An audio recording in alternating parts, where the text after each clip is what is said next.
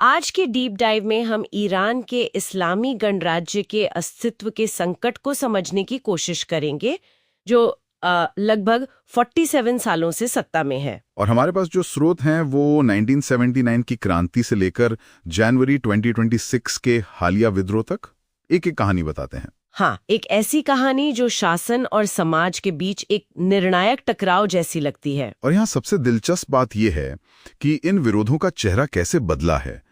अगर हम जैसे 1999 के छात्र विद्रोह हो या 2009 के ग्रीन मूवमेंट को देखें। ग्रीन मूवमेंट, हाँ, तो वो सब सिस्टम के अंदर सुधार चाहते थे। 2009 का नारा था, मेरा वोट कहाँ है। ये आंदोलन ज्यादातर शहरी थे, मतलब तेहरान जैसे शहरों में, और मध्य वर्ग के थे। बिल्कुल, उनकी मांगें सीमित थीं, लेकिन 2017 के बाद एक बुनियादी बदलाव आया। हाँ, और ये एक बहुत बड़ा बदलाव था। तो 2017 में ऐसा क्या हुआ कि विरोध का चरित्र ही बदल गया। मतलब नारे मेरा वोट कहाँ है से बदलकर सुधारवादी कट्टरपंथी खेल अब खत्म हो गया है। ये एक बहुत गहरा बदलाव था, क्योंकि अब विरोध सिर्फ शहरों तक सीमित नहीं रहा, वो छोटे, पारंपरिक और ज्यादा गरीब इलाकों में फैल गया था। तो मतलब लोगों का पूरे सिस्टम से ही भरोसा उठ चुका था। सही कहा। और इसका सबसे भयानक सबूत हमें 2019 के खूनी नवंबर में मिला।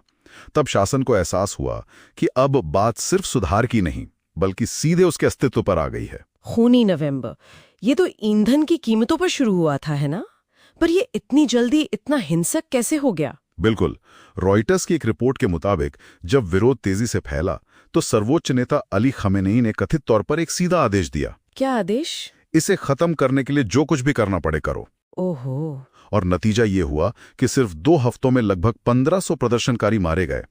रणनीति एकदम साफ थी, प्रदर्शनकारियों के सिर और छाती में सीधी गोलियां मारना। और इसी दुनिया से छिपाने के लिए उन्होंने पूरे देश का इंटरनेट करीब 6 दिनों के लिए बंद कर दिया। हाँ, और ये जो डिजिटल ब्लैकआउट था वो सिर्फ जानकारी छिपाने के लिए नहीं था। तो फिर इसका और क्या मकसद था? इसका असर बहुत गहरा था। ये सूचना को रोकना नहीं था, बल्कि लोगों को पूरी दुनिया से काटकर उनमें एक अकेलापन और डर पैदा करना था। ये बताने की कोशिश थी कि तुम अकेले हो और कोई तुम्हें बचाने नहीं आएगा। ये सुनकर ही रोंगटे खड़े हो जाते हैं।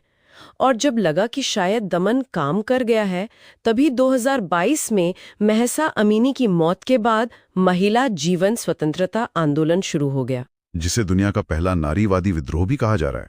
और यहाँ शासन की क्रूरता एक नए स्तर पर पहुंच गई है ना? हाँ बिल्कुल, उनकी रणनीति थी भय और विकलांगता। सुरक्षा बलों ने जानबूझकर प्रदर्शनकारियों को अंधा करने के लिए उनके चेहरों पर हाँ, खासकर महिलाओं की आंखों में छर्रों से गोलियां चलाईं। 580 से ज्यादा लोग, जिनमें कई युवा लड़कियां थीं, अपनी आंखों की रोशनी खो बैठे। और हिरासत में यौन हिंसा का भी इस्तेमाल हुआ, एक हथियार के तौर पर, बड़े पैमाने पर। तो शासन ने क्रूरता की सारी हदें पार कर दी। लेकिन इतनी बर्बरता के बावजूद 2025 में विद्रोह फिर से कैसे भड़क उठा? क्या इस बार वजह कुछ और थी? बिल्कुल, इस बार चिंगारी शासन की सबसे कमजोर नस से आई, अर्थव्यवस्था का पूरी तरह से ढह जाना। अच्छा। ईरानी रियाल डॉलर के मुकाबले 15 लाख तक गिर गया और खाने पीने की चीजों की महंगाई 70% के पार चली गई। तो जब लोगों के पास अपने बच्चों को खिलाने के लिए कुछ नहीं बचता, तो मौत का डर भी खत्म हो जाता है। आपने सही समझा। और इसका असर ये हुआ कि ये विद्रोह पहले से कहीं ज्यादा बड़ा था, 180 से ज्यादा शहरों में फैल गया। और सबसे महत्वपूर्ण बात क्या थी इसमें? सबसे महत्वपूर्ण बात, तेहरान का ग्रैंड बाजार भी हड़ताल पर चला गया। ये वो व्यापारी वर्ग है जो पारंपरिक रूप से सत्ता का सबसे बड़ा आर्थिक और सामाजिक स्तंभ रहा है। अच्छा, तो इसे थोड़ा और समझते हैं। जब पारंपरिक समर्थक भी खिलाफ हो गए, तो शासन का क्या जवाब था? जवाब था और ज्यादा हिंसा। शासन ने आधिकारिक तौर पर सहिष्णुता का अंत घोषित कर दिया। मतलब अजना और इल्म जैसे शहरों में सेना को सीधे गोली चलाने के आदेश दिए गए। 16 साल के ताहा सफारी जैसे युवाओं को सड़कों पर मार दिया गया। और न्यायपालिका, अदालतों का क्या रोल था? अदालतें तो दमन का सबसे बड़ा हथियार बन गईं। 2025 को तो फांसी का वर्ष कहा जा रहा है। फांसी का वर्ष? हाँ, एक साल में 1900 से ज्यादा लोगों को फांसी दी गई, जो पिछले साल के मुकाबले 100% ज्यादा है।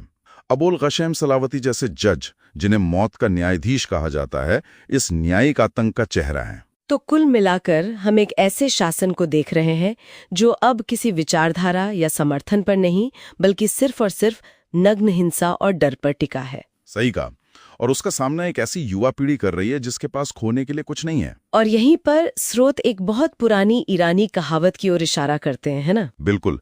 कहावत है कि जब बाजार यानी व्यापारी वर्ग और विश्वविद्यालय यानी छात्र और युवा एक साथ सड़क पर आ जाएं तो ये शासन के अंत का संकेत होता है। और जनवरी 2026 में ये दोनों ताकतें एक साथ शासन के खिलाफ खड़ी हैं। हाँ, तो यहाँ सोचने वाला सवाल ये है कि जब किसी सत्ता के पारंपरिक स्तंभ और उसका भविष्य दोनों ही उसके दुश्मन बन जाएं, तो उसका पतन कितना दूर हो सकता है।